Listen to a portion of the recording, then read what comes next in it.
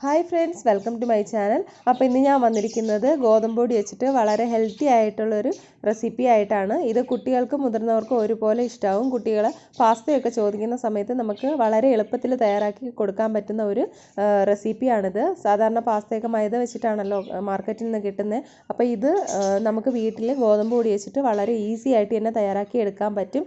അപ്പോൾ മുതിർന്നവർക്കും കഴിക്കാൻ. നമ്മളിതിൽ സോസൊന്നും ചേർത്തിട്ടല്ല ചെയ്യുന്നത്, അതുകൊണ്ട് തന്നെ മുതിർന്നവർക്കും ഇഷ്ടമാകും. ഗോതമ്പ് പൊടി വെച്ചിട്ട് ബ്രേക്ക്ഫാസ്റ്റ് ആയിട്ടും ഡിന്നറായിട്ടും സ്നാക്സ് ആയിട്ടും ഒക്കെ കഴിക്കാൻ പറ്റിയ ഹെൽത്തി ആയിട്ടുള്ള ഒരു പലഹാരമാണ്. അപ്പോൾ ഉറപ്പായിട്ടും നിങ്ങളിതൊന്ന് ട്രൈ ചെയ്ത് നോക്കുക കേട്ടോ. അപ്പോൾ ഇതെങ്ങനെയാണ് തയ്യാറാക്കുന്നതെന്ന് നോക്കാം. അതിനായിട്ട് ഞാനിവിടെ ഒരു പാത്രത്തിലേക്ക് 1 കപ്പ് അളവിൽ ഗോതമ്പ് പൊടി എടുത്തിട്ടുണ്ട്. അപ്പോൾ അത്യാവശ്യം 3-4 പേർക്ക് കഴിക്കാനുള്ളത് ഉണ്ടാവും കേട്ടോ ഈ 1 കപ്പ് അളവിൽ ചേർക്കുമ്പോൾ. അതിലേക്ക് ആവശ്യത്തിന് ഉപ്പ് ചേർത്തിട്ടുണ്ട്. 1 പിഞ്ച് അളവിൽ മഞ്ഞൾപ്പൊടി ചേർക്കുന്നുണ്ട്.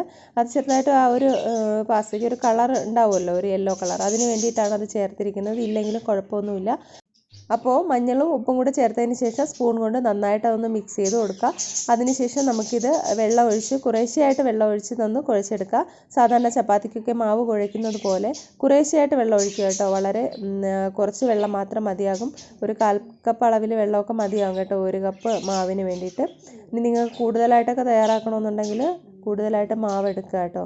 ഞാനിവിടെ നന്നായിട്ട് തന്നെ കുഴച്ചെടുത്തിട്ടുണ്ട്. ഇതൊരു 10-15 മിനിറ്റ് നേരം ഒന്ന് റെസ്റ്റ് ചെയ്യാനായിട്ട് വെക്കാം. ആ സമയം കൊണ്ട് നമുക്ക് ഇതിന് വേണ്ടിയിട്ടുള്ള പച്ചക്കറികളൊക്കെ ഒന്ന് കട്ട് ചെയ്തെടുക്കാവുന്നേ ഉള്ളൂ കേട്ടോ. അപ്പോൾ മാവ് നന്നായിട്ട് തന്നെ ഒന്ന് സോഫ്റ്റായിട്ട് വന്നിട്ടുണ്ട്, കണ്ടില്ലേ? നല്ലതായിട്ട് തന്നെ സോഫ്റ്റായിട്ട് വന്നിട്ടുണ്ട്. ഇനി ഇതിനെ നമുക്കൊന്ന് 3 പാർട്ടായിട്ടൊന്ന് ഡിവൈഡ് ചെയ്തെടുക്കണം. എങ്കിലേ നമുക്കതൊന്ന് പരത്തിയെടുക്കാനായിട്ട് ഈസി ആയിട്ട് പറ്റത്തുള്ളൂ. അപ്പോൾ 3 ഭാഗമായിട്ടൊന്ന് കട്ട് ചെയ്ത് മാറ്റാം.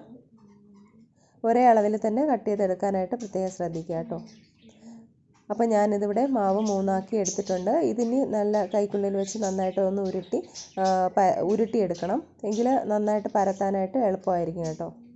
ഈ ഒരു രീതിയിൽ ചെയ്യണമെങ്കിൽ നല്ല റൗണ്ട് ഷേപ്പിൽ കിട്ടുകയും ചെയ്യും. ഇതിന് റൗണ്ട് ഷേപ്പ് വേണമെന്നില്ല, എങ്കിലും നല്ലതായിട്ട് പരത്തിയെടുക്കാനായിട്ട് ഈ ഒരു രീതിയിൽ റെഡിയാക്കി എടുക്കുക. അപ്പോൾ ഞാൻ 3 ആയിട്ട് എടുത്ത് മാറ്റിയിട്ടുണ്ട്. ഇനി കൗണ്ടർ ടോപ്പിൽ ഞാനൊരു അല്പം ഗോതമ്പ് പൊടി വിതറി കൊടുക്കുന്നുണ്ട്. മാവ് ഗോതമ്പ് പൊടിയിൽ മുക്കിയതിന് ശേഷം ഇതിൻ്റെ മുകളിലേക്ക് വെച്ച് കൊടുക്കാം. ഇനി നമുക്കിതൊന്ന് പരത്തിയെടുക്കാം. ചപ്പാത്തി പലകയുടെ ആവശ്യമൊന്നുമില്ല, കാരണം കൗണ്ടർ ടോപ്പിലാകുമ്പോൾ നമുക്ക് കുറച്ച് വലിപ്പത്തിലൊക്കെ ഒന്ന് പരത്തിയെടുക്കാനായിട്ട് പറ്റും കേട്ടോ.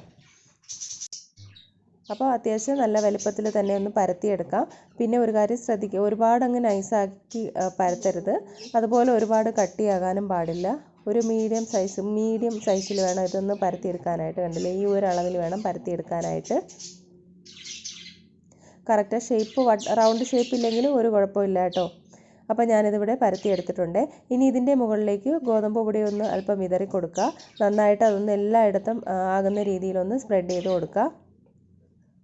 അപ്പോൾ എണ്ണയൊന്നും ഒഴിച്ചിട്ടില്ല, വെറുതെ പൊടി മാത്രമേ ഇട്ടിട്ടുള്ളൂ. നമ്മൾ കട്ട് ചെയ്ത് എടുക്കുമ്പോൾ നന്നായിട്ട് അതൊന്ന് വിട്ട് കിട്ടാൻ വേണ്ടിയിട്ടാണ് ഇങ്ങനെ ചെയ്യുന്നത് കേട്ടോ. അപ്പോൾ ഈ ഒരു സ്റ്റെപ്പ് ഒഴിവാക്കരുത്, ഇല്ലെങ്കിൽ മാവ് നമ്മളിതുപോലെ മടക്കി കട്ട് ചെയ്യുന്ന സമയത്ത് അത് ഒട്ടിപ്പിടിച്ചിരിക്കാനുള്ള ചാൻസ് ഉണ്ട്. അതിപ്പോൾ ഞാനിവിടെ 2ആയിട്ടൊന്ന് മടക്കി വെച്ചിട്ടുണ്ട്. ഇനി നമുക്കിതൊന്ന് കട്ട് ചെയ്തെടുക്കണം. അപ്പോൾ ഇങ്ങനെ മടക്കി വെക്കുമ്പോൾ ഒട്ടിപ്പിടിക്കാതിരിക്കാൻ വേണ്ടിയിട്ടാണ് ഗോതമ്പ് പൊടി വിതറിയിട്ട് എല്ലായിടത്തും ഒന്ന് സ്പ്രെഡ് ചെയ്ത് കൊടുത്തത്. അപ്പോൾ ആ ഒരു സ്റ്റെപ്പ് നിങ്ങൾ മറക്കരുത്. ഇനി ഇതൊന്ന് കട്ട് ചെയ്തെടുക്കാം. അപ്പോൾ ചെറുതായിട്ട് തന്നെ കട്ട് ചെയ്തെടുക്കാം കേട്ടോ, ഒരുപാട് വലുതാക്കരുത്. എങ്കിൽ ഇത് വേവിക്കുന്ന സമയത്ത് വീണ്ടും അത് കുറച്ചുകൂടെ ഒന്ന് വലിപ്പം വെക്കാനുള്ള ചാൻസ് ഉണ്ട്. കണ്ടില്ലേ, ഇതുപോലെ ഇളക്കിയെടുക്കാനായിട്ട് എളുപ്പത്തിന് വേണ്ടിയിട്ടാണ് ആ ഒരു ഗോതമ്പ് പൊടി അതിൻ്റെ മുകളിലേക്ക് ഒന്ന് വിതറി കൊടുത്തത്. ഇല്ലെന്നുണ്ടെങ്കിൽ നമുക്കിതുപോലെ ഇളക്കിയെടുക്കാനായിട്ട് ബുദ്ധിമുട്ടായിരിക്കും. ഇത് മാവ് പൊടി വിതറിയതിന് ശേഷം നല്ല ഈസി ആയിട്ട് തന്നെ നമുക്കിത് ഇളക്കിയെടുക്കാനായിട്ട് പറ്റുന്നുണ്ട്. കണ്ടില്ലേ, ഈ ഒരു രീതിയിൽ കുറച്ചുകൂടെ കനം കുറച്ച് മുറിച്ചാലും കുഴപ്പമൊന്നുമില്ല. തീരെ കനം കുറഞ്ഞു പോകരുത്, എങ്കിൽ അത് ചിലപ്പോൾ അത് ഇളക്കിയെടുക്കാനായിട്ടൊക്കെ ബുദ്ധിമുട്ടായിട്ട് വരും. കണ്ടില്ല, അതുപോലെ ഞാനെല്ലാം തന്നെ ചെയ്തെടുത്തിട്ടുണ്ട്. ബാക്കിയുണ്ടായിരുന്ന മാവും കൂടി പരത്തിയിട്ട് ഇതുപോലെയൊക്കെ ഒന്ന് റെഡിയാക്കി എടുത്തിട്ടുണ്ട്. എളുപ്പമാണ് കേട്ടോ. ഇത് കാണുമ്പോൾ നിങ്ങൾക്ക് ഒരുപാട് ബുദ്ധിമുട്ടായിട്ട് തോന്നും, പക്ഷേ വളരെ എളുപ്പത്തിൽ ചെയ്തെടുക്കാവുന്നതേ ഉള്ളൂ. ഞാനിവിടെ ഒരു പാത്രത്തിലേക്ക് വെള്ളം വെച്ചിട്ടുണ്ട്. വെള്ളം ഒന്ന് ചൂടായി വന്നിട്ടുണ്ട്. നന്നായിട്ടൊന്ന് തിളച്ച് വരുമ്പോൾ നമുക്കിതിലേക്ക് 1 ടീസ്പൂൺ അളവിൽ നെയ്യ് ചേർത്ത് കൊടുക്കാം. അപ്പോൾ ഇത് ഈ പാസ്ത ഇതിനകത്തേക്ക് ഇടുമ്പോൾ അത് ഒന്നും ഒട്ടിപ്പിടിക്കാതിരിക്കാൻ വേണ്ടിയിട്ട് നന്നായിട്ടൊന്ന് സെപ്പറേറ്റ് ആയിട്ട് വിട്ട് കിട്ടാൻ വേണ്ടിയിട്ടാണ് ഈ എണ്ണ ചേർത്ത് കൊടുത്തത്. എണ്ണയല്ല, നെയ്യ് ചേർത്ത് കൊടുത്തത്. അതുപോലെ വെള്ളം നന്നായിട്ട് തിളച്ച് ആ ഒരു ടൈമിൽ മാത്രമേ നമ്മളിത് പാസ്ത ഇതിനകത്തേക്ക് ചേർത്ത് കൊടുക്കാവൂ.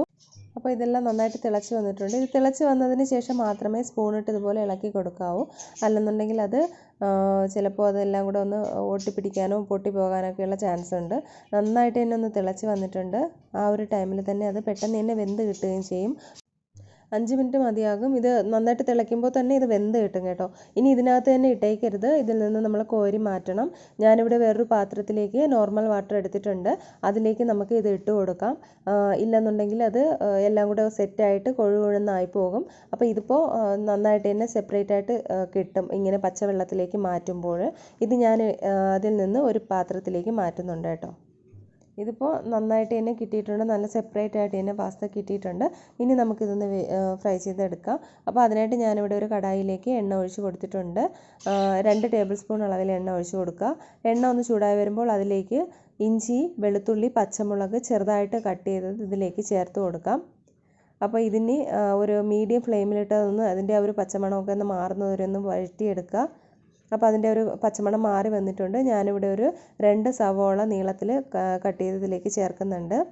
അപ്പോൾ അതും നന്നായിട്ട് തന്നെ ഒന്ന് കളറൊക്കെ ഒന്ന് ചേഞ്ചായി വന്നിട്ടുണ്ട്. ഇതിലേക്ക് ഞാനിവിടെ ഒരു ക്യാരറ്റ് നീളത്തിൽ അരിഞ്ഞത് ചേർത്ത് കൊടുക്കുന്നുണ്ട്.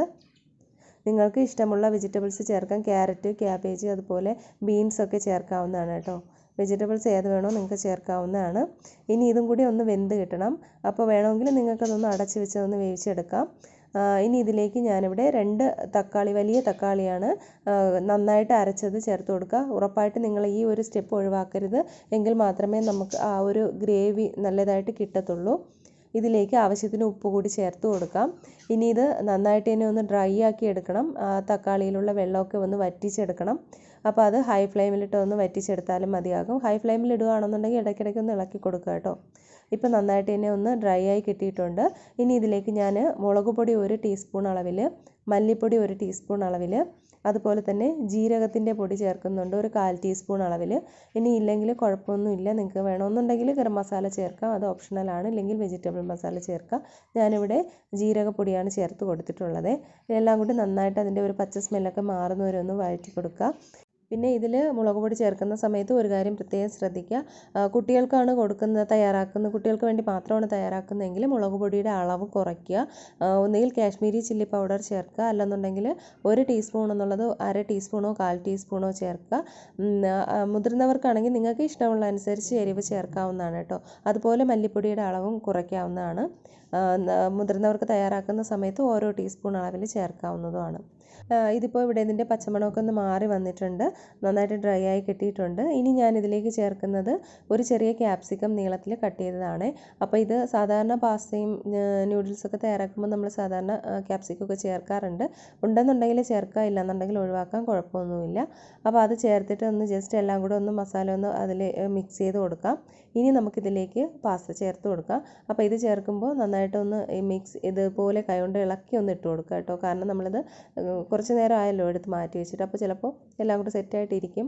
എന്നാലും നന്നായിട്ട് വിട്ട് കിട്ടും. പക്ഷേ ഇടുന്ന സമയത്ത് ഒന്ന് കൈകൊണ്ടൊന്ന് ഇളക്കി ഇട്ട് കൊടുക്കുക കേട്ടോ.